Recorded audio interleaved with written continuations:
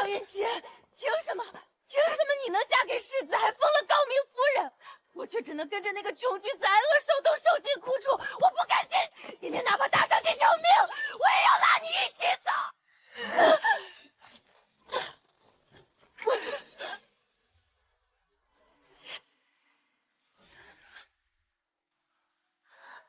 我竟然回到了绣球招亲这一日。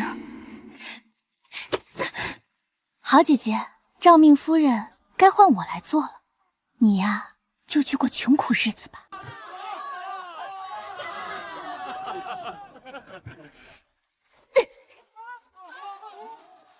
妹妹呀妹妹，你以为那世子府是个金窝银窝，却不知那是吞噬人一生的火坑。既然你赶着去跳，我便成全你。这一世，我只求清静安稳。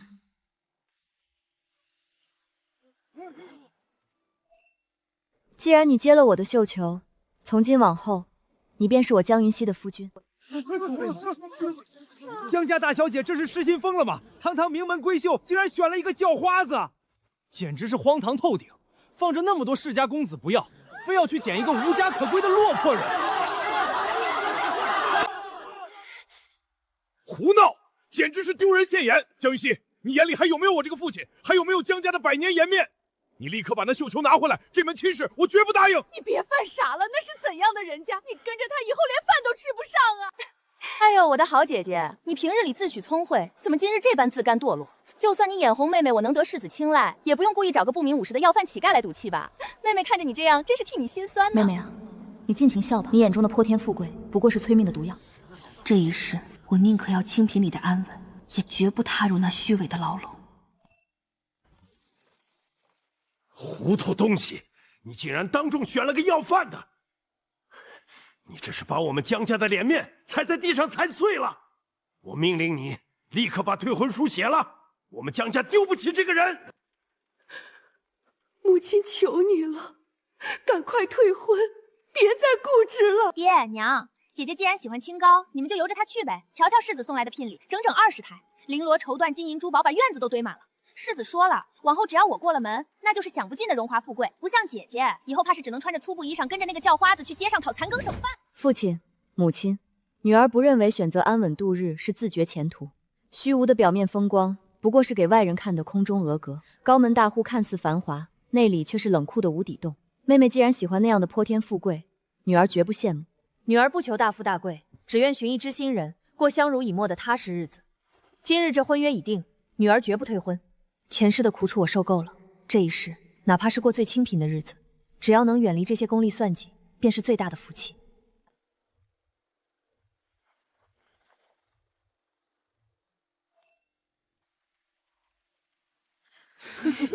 姐姐，瞧瞧你这出嫁的行头，连咱们府里得脸的丫头都不如。妹妹今天就祝你和你的叫花子夫君恩爱100年，可千万别回娘家来讨饭啊！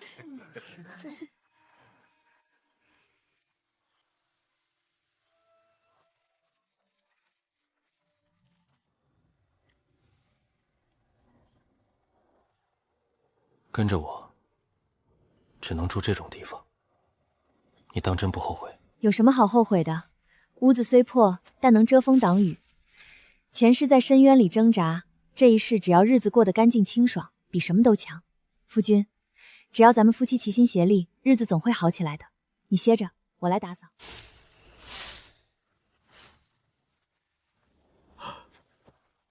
此女面对清苦竟能甘之如饴，贤淑端庄，真是不显山不漏水。高门大户有什么好？不过是金丝做的鸟笼。在这个地方，没有勾心斗角，没有逼迫算计，才是我想要的岁月静好。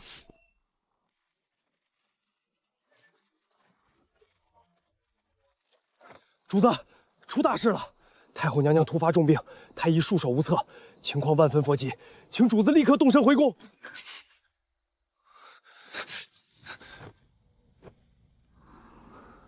宫中生变，我若是此时离去，留你一人面对这未知的风雨，当真是不放心。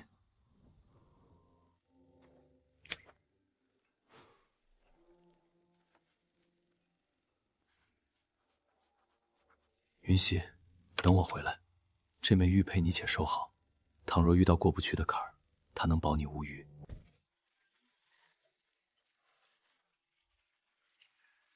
主子，马匹已备好，回门厚礼也已安排心腹送往江府，绝不会让夫人受了委屈。很好，务必办得妥当。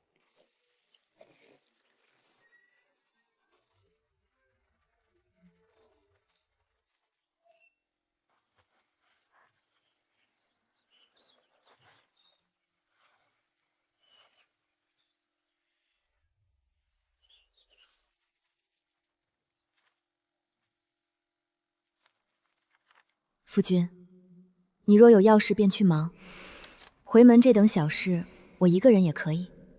只要你平平安安，名利富贵皆是身外之物。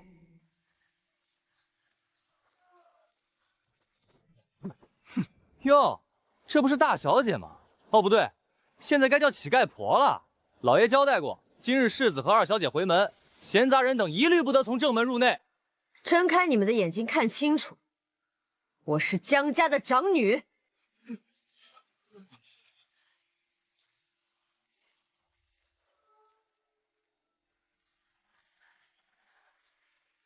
母亲，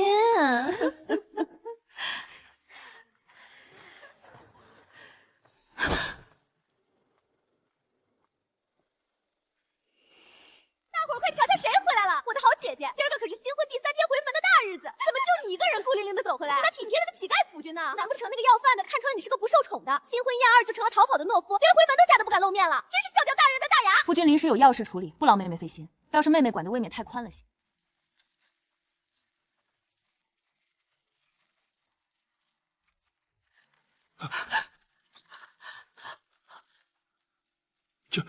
这些礼物皆带着内廷独有的飞龙印记，敢问几位大人，这究竟是哪位贵人赐予我江府的恩典？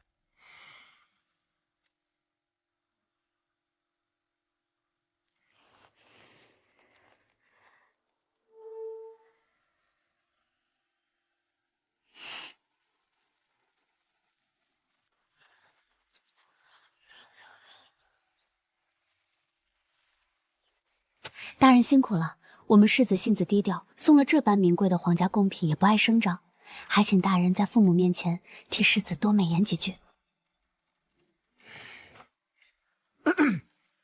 江大人好福气呀！这些贵重物件皆是世子殿下为了体恤二小姐，特地向宫里求来，专程送给江府的回门厚礼。爹娘，你们瞧瞧，世子殿下心里多惦记着女儿，回门礼用的都是内廷的宝贝。不像某些人，当真是空着一双手就回来了。你当真以为用钱买通了官员属于我的机缘吗？这冒领皇家贡品的罪名，你承受到起吗？我倒要看看，待会儿真相大白，你那世子蜀君要怎么收场？爹娘，你们瞧瞧世子这出手，多阔绰，多有情有义。这内廷御赐的绝品缎子、极品燕窝，若非世子在宫里极体面，旁人见都见不着。好，真是好女婿。云桥，你嫁入世子府，真是给咱们江家挣足了体面。可不是嘛，不枉爹娘平日里最疼你，往后你可得在世子面前多吹吹枕边风。江云熙，你看看你妹妹，再看看你自己，你不仅一意孤行，嫁了个无能的破落户，新婚3天回门，你竟然还敢空手回来，你眼里还有没有长辈？有没有祖宗的脸面？爹，姐姐如今眼里哪还有您这个父亲呀？她自甘下去给要饭当媳妇儿，回门连个像样的物件都拿不出，简直丢尽了咱们江家的脸面。依我看，姐姐这是不知廉耻，若是不动用家法重重惩治以正门风，往后咱们江家在京城还怎么抬头见人？父亲，您口口声声说这些是世子送来的厚礼，可您睁大眼睛看清楚了，这箱子上的蚕丝云纹和内廷中印，分明是内廷御赐的贡品。世子府虽大，却不过是个外臣藩王，他凭什么能拥有皇家专属的御赐之物？你胡说！江云熙，你就是觊觎我！你过不上好日子，就见不得我得宠，才在这里红口白牙的编造谎言，妄图抹黑世子殿下。逆女，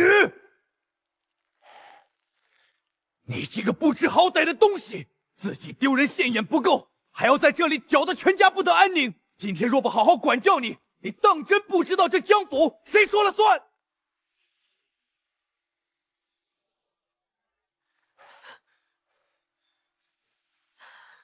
从今日起，我江家再也没有你这种不孝的女儿，你立刻给我离开江府！往后你的荣辱与江家毫无瓜葛，我们彻底断绝父女关系。这一巴掌，算是彻底打散了前世今生所有的血脉亲戚。断绝关系好啊，从今往后，我与这冷酷功利的江府再无半点瓜葛。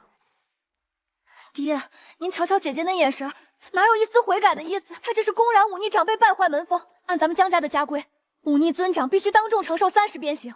若是不重重责罚，非但无法平息家族的愤怒，往后旁人还以为咱们江家好欺负呢。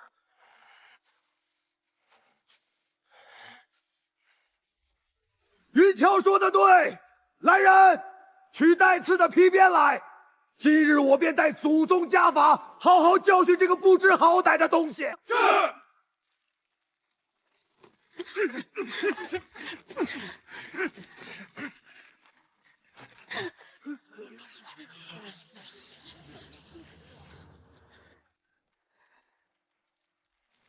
这就是我执着了半生的所谓至亲。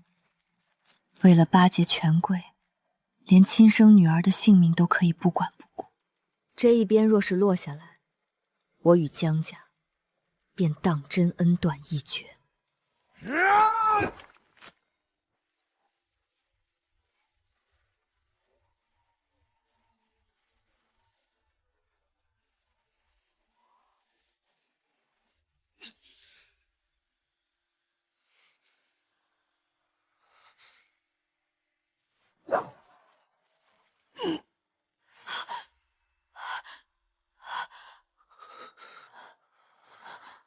夫君，齐瑜，你怎么会在这里？你受伤了？对不起，云溪，我来晚了。有我在，谁也别想动你一根汗毛。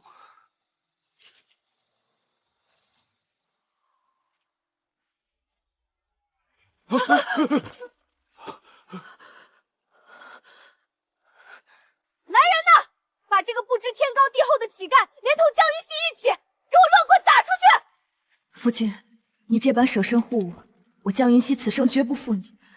可这里是江府，你一个人要怎么带我？一个要饭的乞丐，吃了几天饱饭就不知道自己几斤两了。爹，别跟这长他人志气，连他带着江云溪这个逆女，一并用乱棍打断了腿。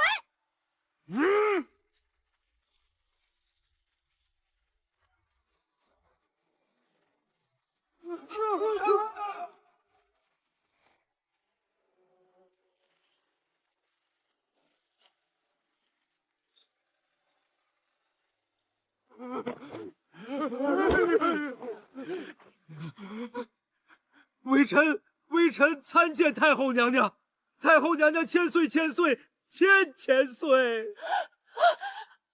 太后娘娘竟然亲临江府，这究竟是怎么回事？齐瑜前夜刚走，难道惊动了宫廷？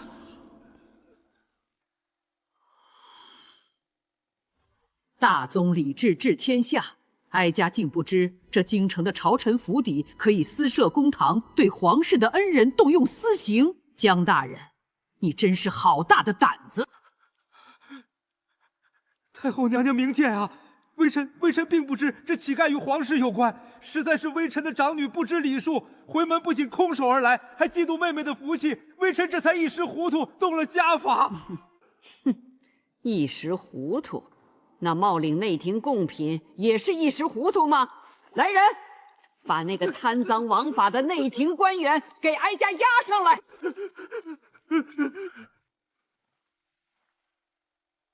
江云桥，你以为用几张银票买通宫中官员，将皇志赐予良善之人的回门厚礼，堂而皇之的冒领，并归功于世子，就能在哀家眼皮子底下瞒天过海吗？原来这些皇家标志的礼物，竟是齐瑜为我准备的回门礼。夫君，你到底是什么人？为何连太后娘娘都会为了你亲自出面震慑全场？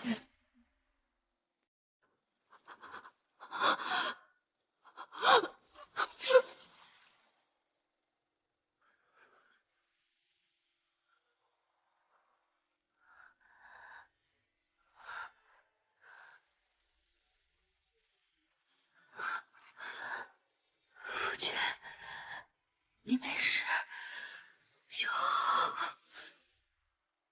云溪，云溪，你醒醒！穿太医，立刻穿太医！云溪，对不起，是我没能护好你，让你在这事后的江府受尽了屈辱。那些伤害过你的人，我一个都不会放过。你一定要撑住，等到了皇宫，最好的太医都会为你医治。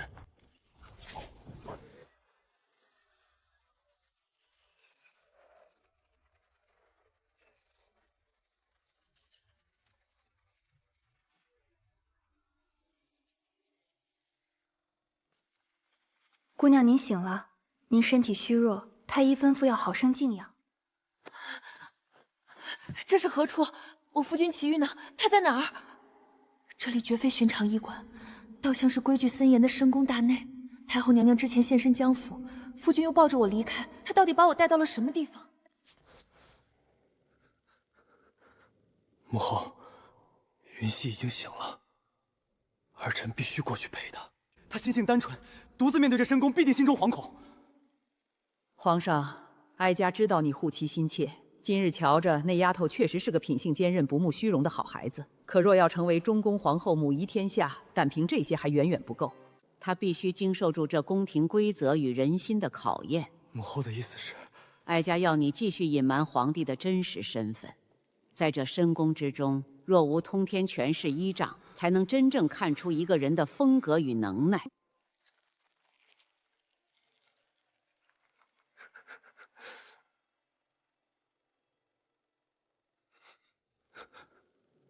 儿臣遵旨。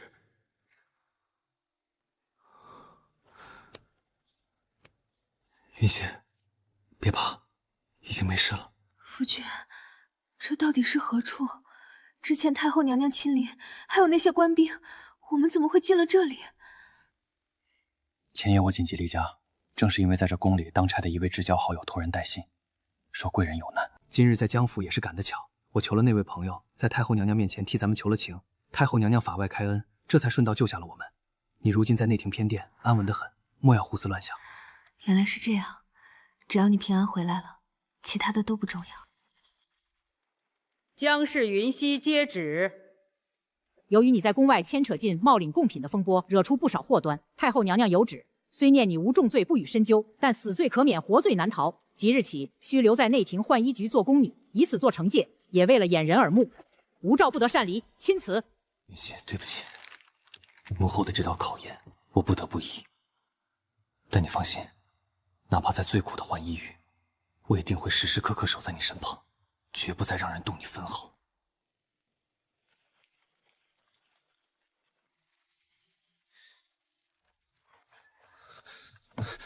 云溪，对不起，是我没有，没能在太后面前护周全，竟让你去浣衣局那种人人视作火坑的苦地方做粗活。夫君，你千万别这么说。前世在江府，我受够了那些至亲的逼迫与算计。如今虽然要去洗衣服，但只要咱们两个都平平安安的，做个普通的宫女又有什么大不了？在这深宫里，能保全性命就是最大的福气了。云溪，你放心，我向你保证，我绝对不会丢下你不管，哪怕是在深宫那天，我也定会时时刻刻守着你，绝不让你一个人受苦。云溪，既然母后要考验你的品格，那我便化身这普通的御前侍卫，日日夜夜守着你。这冰冷的浣衣局，就是我们特殊的宫廷相伴之所。谁若再敢刁难你，我定叫他付出代价。凭什么？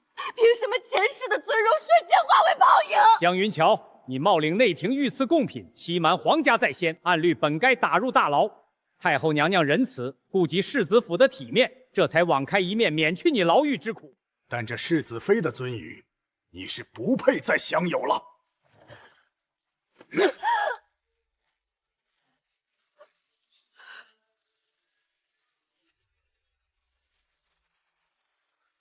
传太后口谕，即日起，剥夺江云处世子妃封号，贬为底层苦力，即刻罚入宫中服役。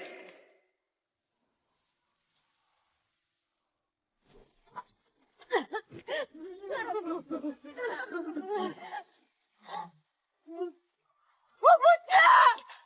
我是世子妃，是江云熙那个贱人害我。江云熙，前世你占尽风光，这一世你竟然还要把我推进深渊！你给我等着，哪怕是去当最底层的苦力，我也一定要找到机会，把你彻底推进万劫不复的无底洞！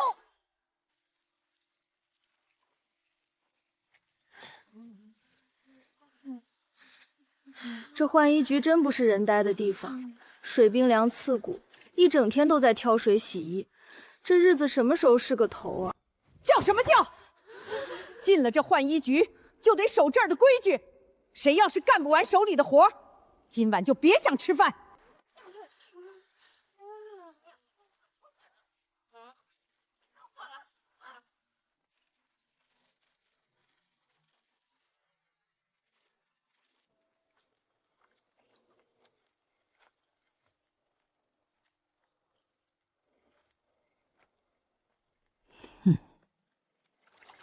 前世在世子府受尽折磨，连性命都丢了。这一世只要能堂堂正正的活着，吃点苦受点累又算得了什么？邱无故看似严苛，但只要把事情做到无可挑剔，他自然挑不出刺来。在这宫里，低调做事才是最稳妥的。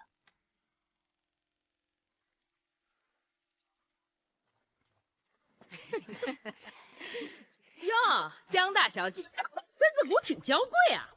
这些衣物明儿个一早就要送去各宫，今儿晚上你就甭睡了，通通给咱们洗干净。新来的，这有沙子的饭菜也是饭，你可别浪费了。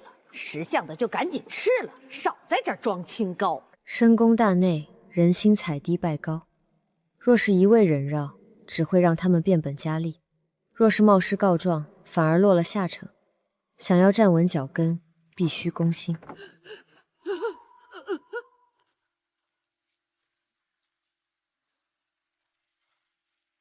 把这草药服下吧，能解你身上的热毒。你要是不想明日被邱姑姑责罚，这些衣服我替你洗了。云溪，以前是我们猪油蒙了心，难为你以德报报。往后在这换衣族，谁要是敢欺负你，就是跟我们几个过不去。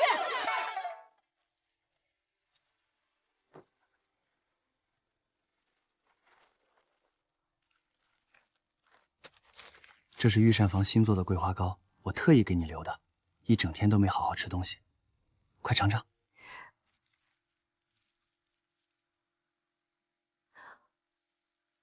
夫君，在这深宫当差一定很不容易，你总把好东西留给我，自己可有按时用膳。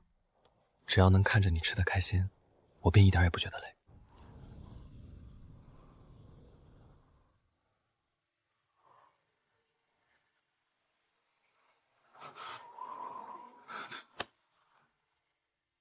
都是我不好，让你受这般折磨，这手都肿成这样了。明儿个我托人弄些上好的冻疮膏来。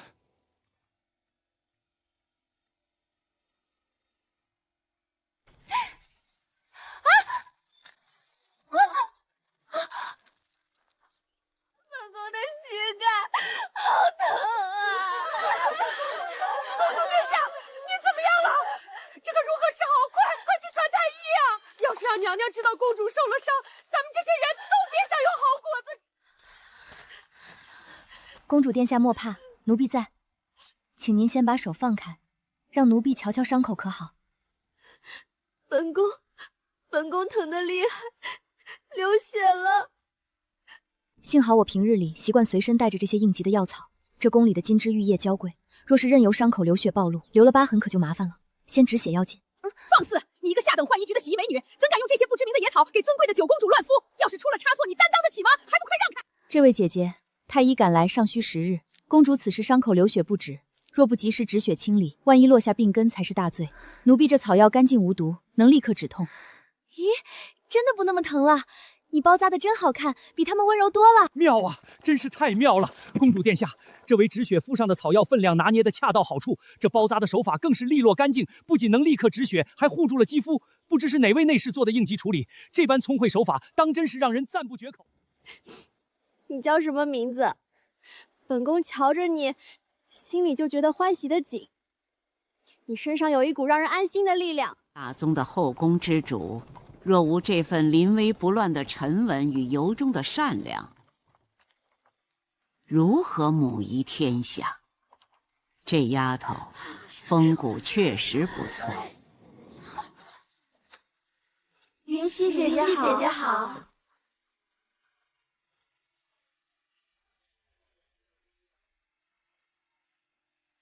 云溪，你是个有大智慧的孩子。这深宫内廷采嫡拜高，你今日结下了长公主的善缘，往后做事便有了依仗。但这后宫人心错综复杂，凡事还需多留个心眼儿。奴婢多谢邱姑姑教导，奴婢只求安稳度日，绝无攀龙附凤之心，底线所在，定当谨言慎行。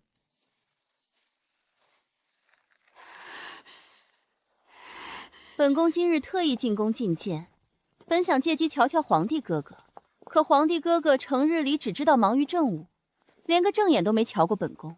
听说最近内廷总有些不干不净的女子，妄想借着各种由头攀龙附凤。本宫可是注定要登上海后之位的，绝容不下任何人在皇帝哥哥身边转。这女子穿戴如此珠光碧气，开口闭口又是皇帝哥哥海后之位，定是那权倾朝野的宰相府千金苏巧巧。她既然对任何企图接近皇上的女子都抱有极深的敌意，那江云溪正好可以作为我的替死鬼。我得借她的手把江云溪彻底除掉。放肆！哪个没居的苦力丫头，竟敢惊扰了本宫的尊驾！贵人息怒，奴并非有意惊扰，实在是奴婢刚才听贵人提起宫中那些妄想攀龙附凤的女子，不由得想起了奴婢那手段了得的亲姐姐，这才一时气愤失了神。你姐姐她是谁？贵人有所不知，奴婢的姐姐名叫江云溪，表面上的看着聪慧难脸，实则城府极深。这次在宫外放着好好的日子，不过非要进宫做下等宫女，根本就不是为了受罚，而是为了以此来掩人耳目，好借机在皇帝哥哥面前露脸攀龙附凤啊！好大的胆子！一个在浣衣局洗衣服的下等尊容，也敢肖像我尊卑高低之分了？奴婢怎敢欺骗贵人？我那姐姐惯会装出一副清高大度的模样，迷惑人心。贵人若是不信，就去浣衣局一探究竟。只要贵人愿意出手教训她，奴婢愿为您当马前卒，任凭差遣。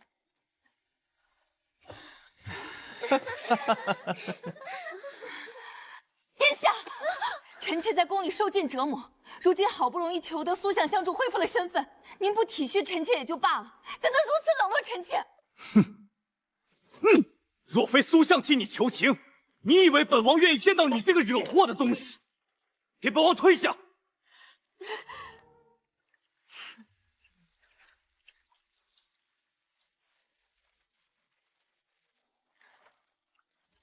你就是江云溪，本宫瞧着也没什么三头六臂，不过是个粗鄙的洗衣丫头。本宫今日倒要瞧瞧，你究竟有什么狐妹子手段，能引得宫里的人为你侧目。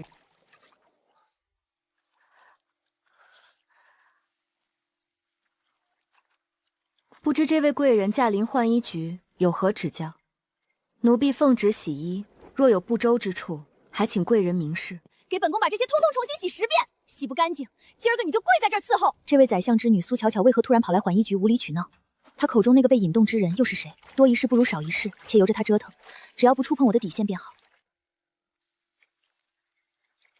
行了，在这儿吵吵闹闹成何体统？你若是没本事让他服软，就让本宫的下人来帮你。哼！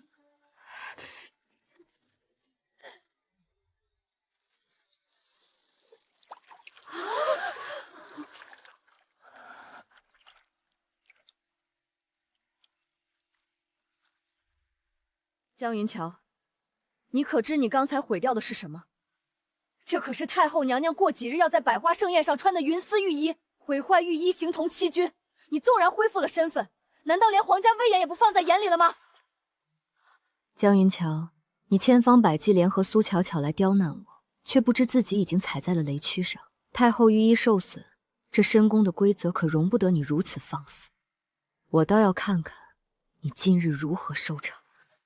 江云桥，你怕他做什么？有本宫在这儿撑腰，就算真出了事，太后娘娘也不会为了一个洗衣女为难蒋相府。咱们走，本宫倒要看看他怎么把这御衣洗干净。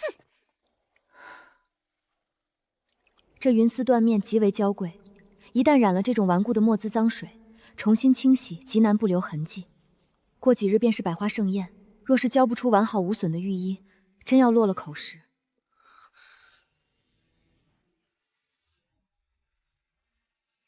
云溪，莫要为那2个心术不正之人动气，他们刚才的所作所为，我都看在眼里。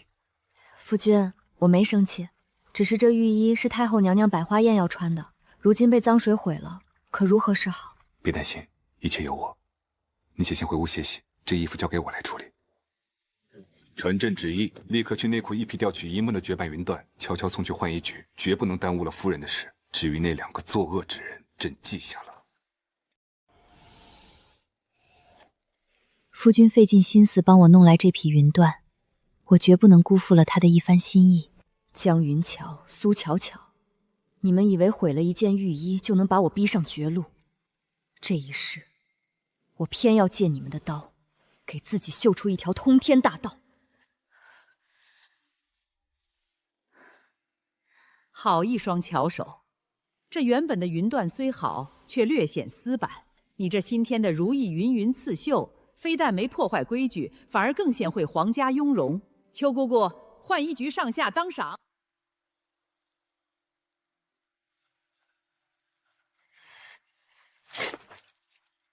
那个江云溪当真是命大，连太后的御衣受损都能让他缝补的毫无痕迹，反而得了赏赐。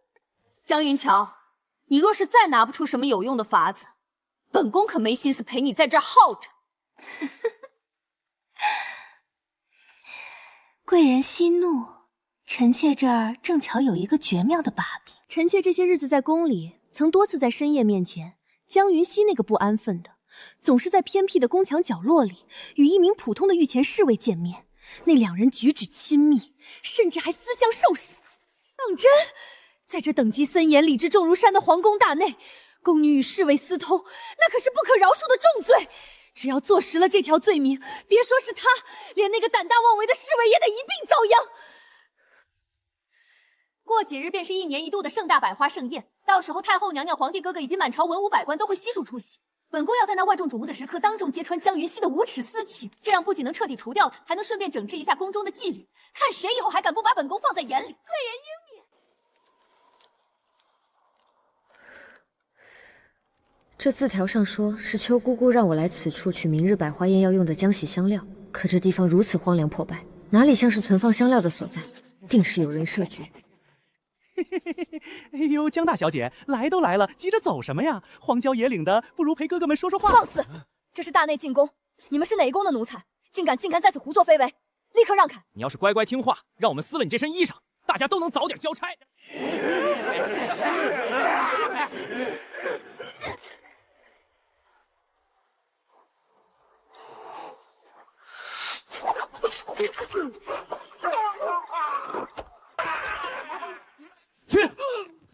谁给你们的胆子敢动他？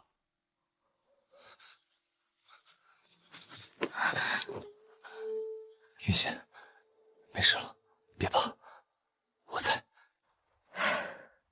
夫君，这是有人刻意设下的连环局，明日百花宴他们怕是要下狠手了。躲在背后的人终于忍不住要亮出底牌了。既然你们迫不及待的想在百花宴上找不痛快，明日我定要让你们自食恶果。本宫当是谁在这伺候呢？原来还真是你这个不安分的洗衣丫头。卑微的宫女就该有个做奴才的样儿，端个茶水都这么慢吞吞的，当真是上不得台面。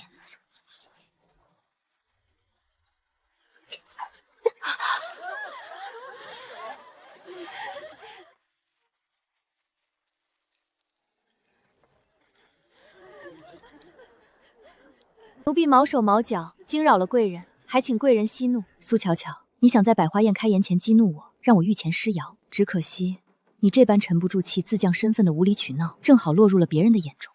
今日丢脸的绝不会是我。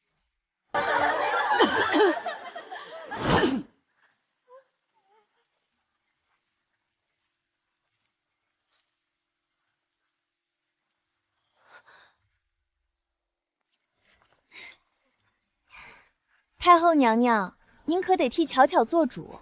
这浣衣局的宫女好生没规矩，端个茶水都毛手毛脚，差点弄脏了臣女新裁的衣裳，真是一点教养都没有。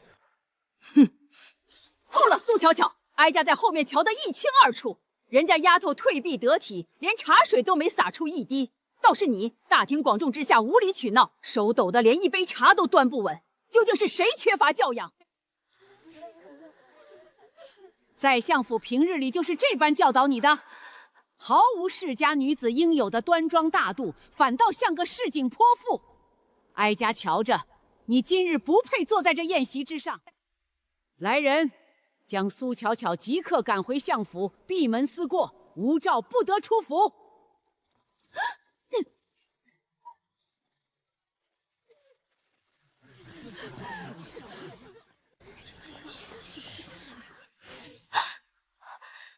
苏巧巧这个无能的东西，平日里那般心高气傲、不可一世，结果连大典的边儿都没面着，就被太后那个老太婆赶回了相府，真是烂泥扶不上墙。苏巧巧倒了又如何？本宫现在的身份可是世子妃，只要能把江云熙与侍卫深夜私通秽乱宫廷的罪名彻底坐实，不仅能帮相府出气，让苏巧巧欠我一个天大的恩情，本宫更能在世子面前重新获得无上的宠爱与重用，这是本宫唯一的翻身机会，绝不能收手。去，把之前准备好的那张字条递过去，告诉外头的人准备收网。今儿个，本宫要亲手撕烂这个贱人的清高面具。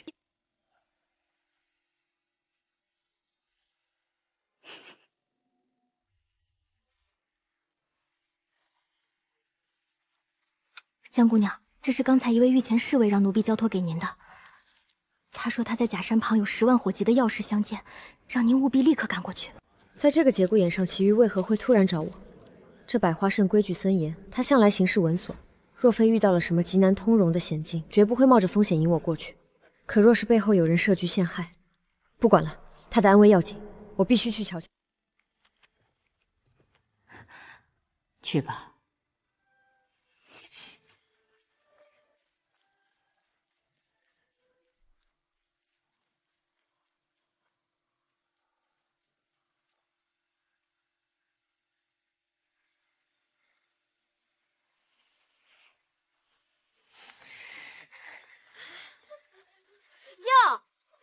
瞧瞧，那不是幻局的洗衣女工江云熙吗？这大典进行到一半，她鬼鬼祟祟的往那偏僻的假山后跑做什么？莫不是要做出什么见不得人的丑事儿来？走，咱们也过去瞧个热闹，可别让人败坏了这后宫的清静。夫君，你在这儿做什么？方朗有小宫女递了胎子，说你遇到了10万火急的要事，可是出了什么差错？云溪，莫慌，我好端端的在这儿，并未出事。那你为何在这个节骨眼上以我前来？这百花盛宴上耳目众多，若是让人瞧见咱们私下会面，定要拿家规礼制来说事。今儿个风大，脸有些不舒服，戴个面罩稳妥些。脸不舒服便多捂着些，若是不是，就别在这儿硬撑着值守了，身子骨要紧。云溪，你瞧，尾随在后面的恶狼已经忍不住要张开血盆大口了。朕今日设下这局，就是为了配合他们演完这出大戏。今夜过后，朕再也不会让你受半点委屈。抓住他们！快把这2个不要脸的东西给本宫围起来！各位夫人，你们快睁大眼睛瞧瞧，本宫真是一点都没冤枉他。这个正在内廷浣衣局服役的下等宫女江云熙，竟然在百花盛宴进行到一半的时候，私自勾引戴着面具的御前侍卫，在此幽会。哎呦，当真是败坏宫闱！一个洗衣女督竟敢在内廷私通侍卫，这要是传出去，皇家的颜面往哪儿放？当真是不守妇道，长得一副清高模样，竟这般不知礼数。江云熙，你公开违背宫廷礼具，简直是不守妇道，败坏纲常。还有你这个藏头露尾的侍卫，戴个面具以为就能瞒天过海了吗？来人，把这对不知廉耻的男女全都拿下，押送到大殿太后娘娘和皇上面前受审。江云桥，你自以为抓到了能将我打入深渊的底牌，却不知自己才是那个一步步踏入陷阱的蠢人。我夫君既然敢留下来配合你，今夜这场大戏，你便注定收不了场。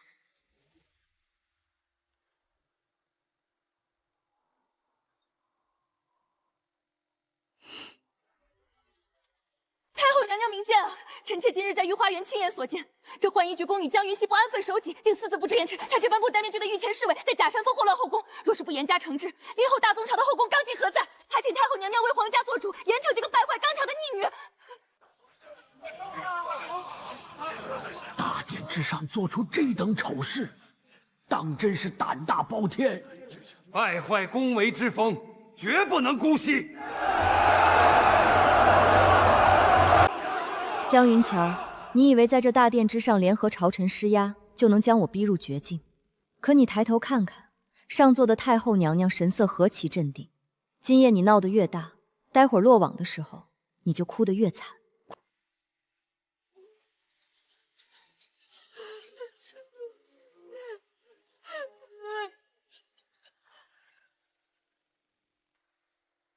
大殿中央的侍卫，既然江世子妃只在你败坏宫闱，你可有话要说？哼！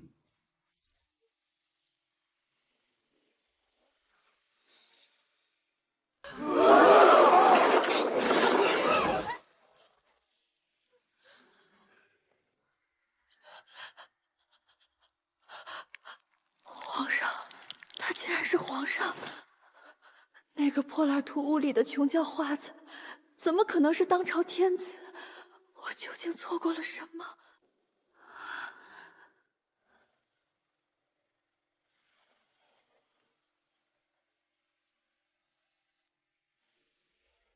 吾皇万岁！吾皇万岁！万岁！万万岁！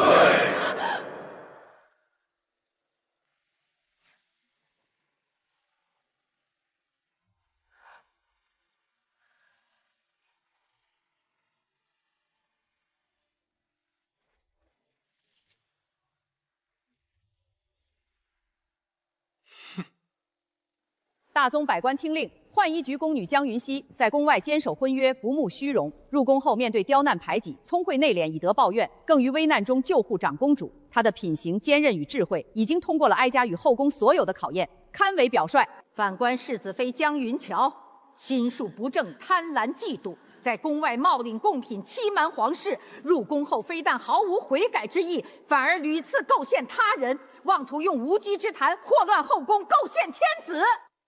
传朕旨意，剥夺江云环世子妃所有封号，终生禁足于破败的世子府，永生不得迈出府门半步，更不得入宫。作恶官员一并革职查办，交由刑部严惩。我不去，放开我！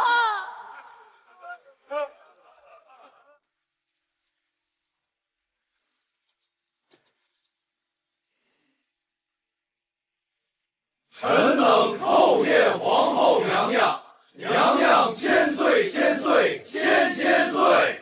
百官山护万岁！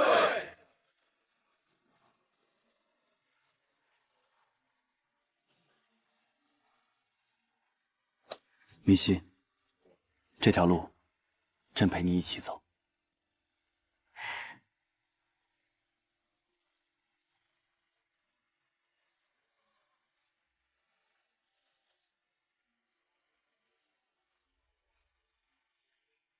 传朕旨意，当世云溪品性高洁，坚韧聪慧，于危时与朕结发，共患难，同风雨。从今日起，江云溪便是朕唯一的嫡妻，大宗朝唯一的皇后。朕在此对天下人立誓，朕只愿与皇后一翼双人，后宫再无二色。吾皇万岁！前世在名利场中挣扎沉沦，满心苦楚。这一世，我抛开虚荣，坚守本心，只求一份纯粹的安稳。未曾想，这份不自杂任何权势算计的真情，最后却让我收获了世间最真挚的爱情与至高的尊荣。夫君，有你相伴，此生圆满。